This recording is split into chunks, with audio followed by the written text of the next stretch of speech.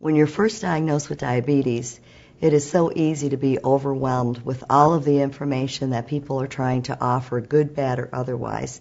You're not really sure what food you should be eating, what food you shouldn't be eating, and you're probably asking yourself, do I just need to be eating like all sugar-free foods? Well, the fact of the matter is that there is no such thing as a sugar-free diet. You have to have sugar to fuel the brain, and so what you really need to do is learn about portion control. A couple of quick tips to help you determine what a portion size should look like would be if it's milk, and it doesn't matter if it's whole milk, skim milk, or 2%, it should be an 8-ounce serving. Fruit juice should typically be about 4 ounces. This is, in actuality, 2.5 servings of fruit juice.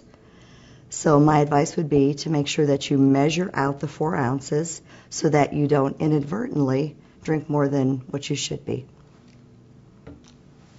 Fruit should be about the size of a child's hand. This would be consistent with 1 fruit portion. Meat is going to be about 3 ounces for a standard lunch or dinner serving.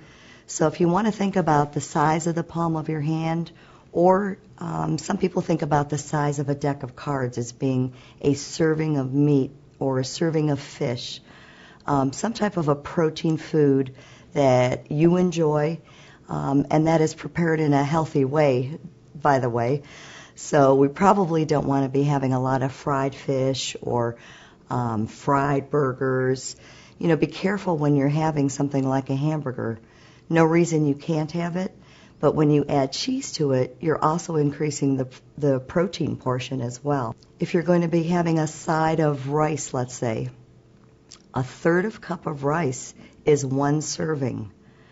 And I know right now you're probably thinking, oh my gosh, I would starve on 1/3 cup of rice. Well, don't forget you're allowed to have several servings of food items at any given meal. So it's really about picking and choosing foods that you enjoy, foods that you're used to serving for your family, but just more carefully controlling that portion. A teaspoon of cooking oil, a tablespoon of salad dressing, a teaspoon of butter, a teaspoon of margarine. Those are all standard serving sizes. When you're first getting started, it is very helpful to get out your measuring cups, get out your measuring spoons, see what your usual habit is, and then maybe take a look at where you can make some small changes.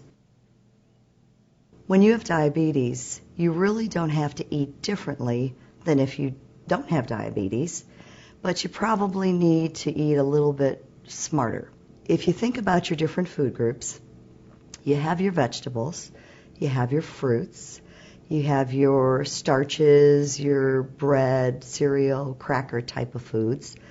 You have the meat protein food group, and then you have dairy. So you need to start to make some smart decisions about just exactly what you're going to be having for your meals, and really what's important to you. You know, what are the types of foods that you like to eat, instead of listening to what everybody else is telling you what you can eat.